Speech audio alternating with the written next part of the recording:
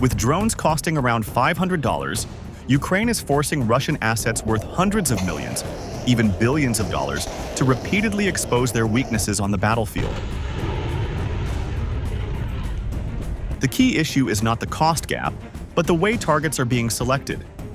Systems such as the S-400, the A-50, the T-90M, and long-range bomber platforms all represent critical links in Russia's ability to defend, observe, and organize offensive operations.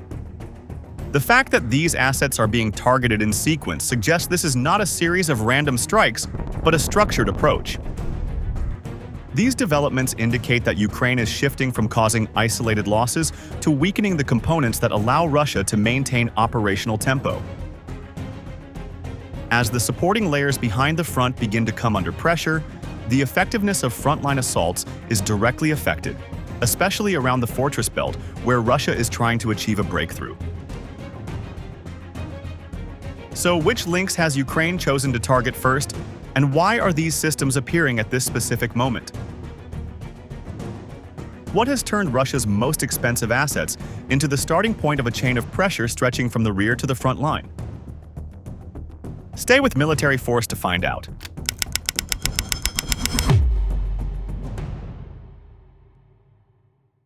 This stage of the fighting shows that Ukraine is trying to shape the battlefield before the main clash at the front reaches its peak. Russian infantry is still under pressure, but that is only one layer of the story. At the same time, Ukraine has been striking high-value systems such as the S-400, the A-50, the T-90M, the Tu-22M3, and other reconnaissance and targeting platforms. That pattern points to a deliberate operational method rather than a set of isolated attacks. These are not random targets chosen only because they are expensive or symbolic. They are key pieces in the network that helps Russia detect threats, protect forces, support attacks, and manage combat activity across several layers. By going after these systems first, Ukraine appears to be reducing the quality of the environment in which the next Russian moves must take place. In other words, the battlefield is being prepared before the decisive pressure appears at ground level. That matters because even a strong assault can lose force if the systems behind it are already damaged, delayed, or forced to work with less confidence and less coverage. This approach also suggests patience, selection, and a clear understanding of where technical weakness can produce wider operational stress. The timing of these strikes makes them even more important. Russia has continued to increase pressure in eastern Ukraine, especially around the defensive belt connected to Sloviansk, Kramatorsk, Druskivka, and Kostiantynivka. That means Moscow needs more than manpower. It needs coordination between surveillance, air defense, aviation support, and ground units if it wants to keep momentum. Once those links begin to weaken, the effects spread quickly beyond one damaged platform. A lost radar can reduce warning time. A weakened airborne surveillance asset can narrow battlefield awareness. A damaged strike platform can limit future options for support and pressure. These losses matter because many of the systems involved are costly, limited, and not easy to replace in a short time. Their true value lies in the function they perform for the wider combat system. That is why destroying one such asset can produce consequences far beyond the place where it was hit. This is why a modern small battle often begins long before tanks move or infantry attacks. It begins when one side starts taking away the other side's ability to see, shield, and coordinate. If that process is already underway, then air defense is likely to be the first major layer to feel the pressure. That link between rear pressure and frontline cost explains why the next stage of this story turns toward Russian air defense. Recent strikes on components of the S-400 in Belgorod and Crimea suggest that Ukraine is trying to do more than damage one Russian air defense battery at a time. The pattern points to a broader aim. Ukraine appears to be targeting radar units and launch elements in order to weaken how the system operates as a whole. That matters because an air defense network depends on detection, tracking, and coordinated firing, not just on the number of missiles it can carry.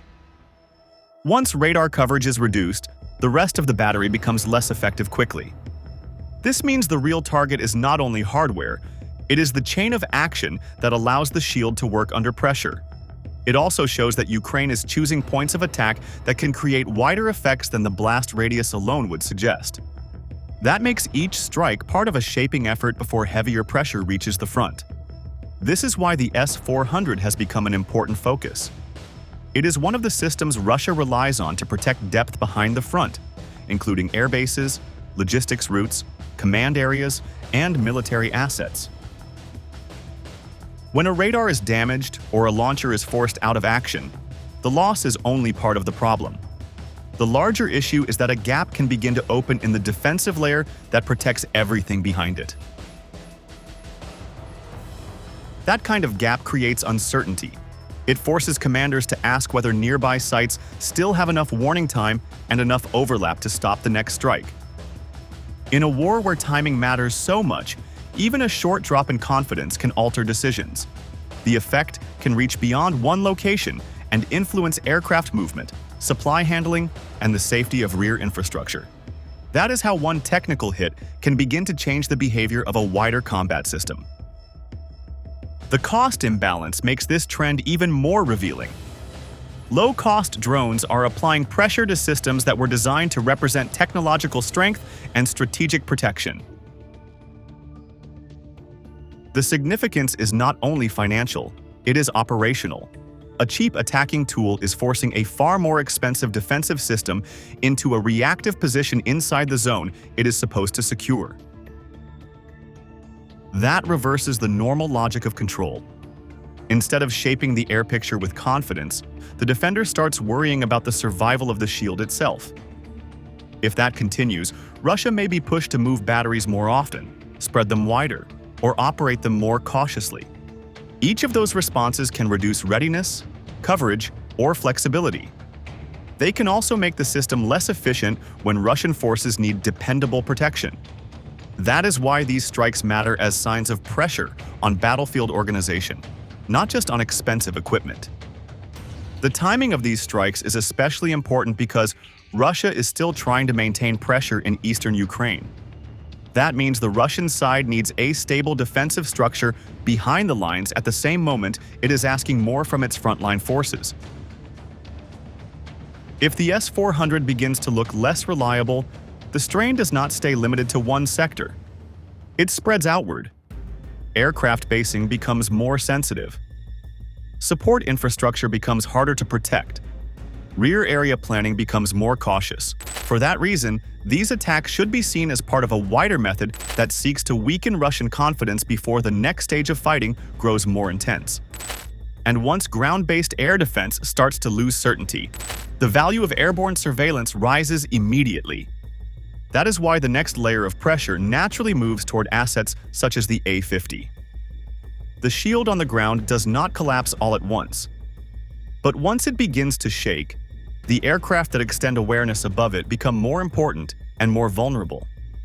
The A-50 has always been one of Russia's most valuable support aircraft, but its importance grows even more when the fighting in eastern Ukraine becomes more demanding. This platform does not simply watch the sky. It helps extend battlefield awareness, supports the coordination of air activity, and connects information that can be used across several layers of combat. That role becomes more important when Russian forces are trying to keep pressure on the Donbass front, where timing, movement, and reaction all matter at once. In that kind of setting, an aircraft that helps commanders see farther and respond faster becomes part of the battle before ground forces begin their push. This is why the A-50 should be understood as more than an expensive aircraft. It is one of the tools that helps Russia hold together a wider combat picture. Once that picture becomes weaker, the pressure begins to spread beyond the aircraft itself and into the larger operation. That is why recent attention to the A-50 matters so much. After Operation Spider's Web, damage involving bombers drew attention, but the targeting of two A-50 radar domes carried a different kind of significance. It suggested that Ukraine was not only looking for dramatic strikes, it was also trying to narrow the systems that help Russia manage a wider battle space. This kind of pressure matters because the A-50 supports observation, early warning, and the linking of information across different parts of the force. When a platform like that comes under threat, the problem is not limited to the aircraft itself. It affects how quickly commanders can understand changes, direct assets, and support activity in a more contested sector. In simple terms, Ukraine appears to be pushing against the layer that helps Russia keep operational rhythm when pressure around Donbass is rising. The weakness for Russia is that the A-50 is rare and difficult to replace. That makes every loss, serious disruption, or forced withdrawal more important than the damage done to an ordinary tactical platform. A system like this cannot be substituted easily by sending out smaller assets and expecting the same result. Its value comes from the scale of awareness it provides, and from the way it helps connect separate parts of the battlefield into one usable picture. If that picture becomes less clear, the effects spread quickly. Long-range observation becomes weaker. Early warning becomes less reliable. Coordination between air and ground elements can also become slower and less certain. These are not minor setbacks during a high-pressure phase of fighting. They create wider operational strain at the exact moment when Russian forces need stable support in order to keep momentum. That is where the real importance of the A-50 issue becomes clear. Ukraine is not just trying to damage a costly aircraft. It is trying to reduce Russia's ability to see in depth, react in time, and manage pressure across a difficult front. If the airborne layer of awareness starts to weaken, then the burden shifts downward to the units that still have to advance on the ground. An assault can still go forward, but it does so under worse conditions. The room for error becomes smaller, exposure lasts longer. The chance of moving without being punished begins to fall. That matters most in a contested area where even a short delay or a missed signal can raise the cost of the next push. And once the layer of vision and coordination begins to weaken, the pressure moves directly to Russia's armored assault forces, which now have to advance into battle with less support from above. The T-90M is still presented as Russia's most advanced tank, but the battlefield in Ukraine is testing that image under much harsher conditions. On paper, it offers strong firepower, modern optics, improved protection, and the battlefield presence meant to support a hard push through defended ground. In reality, those strengths now operate in an environment where movement is watched more closely, exposure is punished more quickly, and survival depends on more than the platform itself. It is a measure of whether heavy armor can still create momentum when the sky is crowded with drones and the ground is covered by anti-tank threats. The question is no longer whether the vehicle has combat value. The question is whether that value can still be used under conditions that strip away time, concealment, and freedom of action. This is what makes each T-90M loss more important than a simple equipment count. Its destruction reflects not only the danger facing one armored platform, but the pressure now placed on the wider logic of ground assault. A tank can still fire accurately, carry protection, and help lead an attack. Yet those qualities are not enough when the support network around it begins to weaken. Armored forces depend on more than steel. They depend on warning, coordination, reconnaissance, and the ability to move before the enemy can react with precision. When those layers come under strain, the tank enters combat under worse conditions from the start. A short appearance in open ground can be enough to trigger a strike. A pause meant for adjustment can become an invitation for attack. A vehicle built to create shock can suddenly become the most visible object in the kill chain. That is why the T-90M should be read as part of a wider battlefield change. The old idea of armored breakthrough is not disappearing, but it is being forced to adapt as drones reduce movement and shorten the time available for action. Drone warfare has changed the meaning of armored advantage without making armor useless. A tank like the T-90M still matters, but it now matters under narrower and more demanding conditions. Its gun matters less if it cannot stay exposed long enough to exploit range and precision. Its armor matters less if attacks can come from directions that are harder to predict or cover. Its optics matter less if the enemy already has a view from above and can hold that view long enough to guide a strike. This does not mean the platform has lost all relevance. It means Russia must work harder to protect the circumstances that allow such a tank to perform as intended. That raises the cost of every push and reduces the confidence that heavy armor once provided. Once even the strongest assault vehicles can no longer move forward with certainty, the pressure begins to spread beyond the line of contact. It pushes risk deeper into the campaign, toward the rear assets that help Russia sustain combat over time. And that is why the next stage of the story does not stay with the tank. It moves farther back, toward the strategic aircraft and deeper bases now pulled into the same zone of vulnerability. The Tu-22M3 shows that this campaign has moved beyond the front line and into the deeper rear of Russia's war system. Ukraine has demonstrated that unmanned strikes can reach air bases far inside Russian territory, and that changes the meaning of safety for assets once expected to remain outside immediate danger. This matters because the Tu-22M3 is not just another aircraft used in routine missions. It is one of the platforms that helps Russia launch cruise missile attacks against Ukraine, and it belongs to a strategic layer that Moscow has long treated as relatively secure because of distance. Once an aircraft of that class can be threatened at a base deep inside Russia, the problem is no longer limited to the aircraft itself. The larger issue is that the old belief in protected depth begins to weaken. A location once seen as far from the battlefield now has to be treated as part of it. That alone changes how Russia must think about airbase security and risk. The importance of this shift lies in the pressure it places on Russian planning. When strategic aircraft no longer feel safe at expected distance, Russia has to reconsider where it places key assets, how it distributes defenses, and how much confidence it can place in rear stability. That process carries costs even before another strike takes place. Aircraft may need to be dispersed across more locations. Protective measures may need to be expanded.